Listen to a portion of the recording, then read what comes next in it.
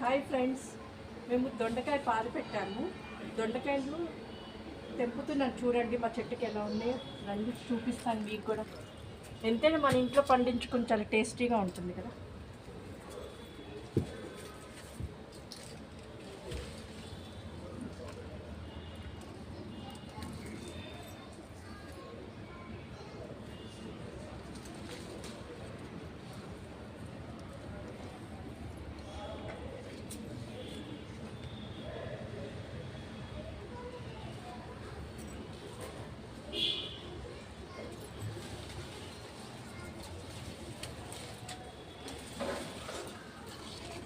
చూడండి,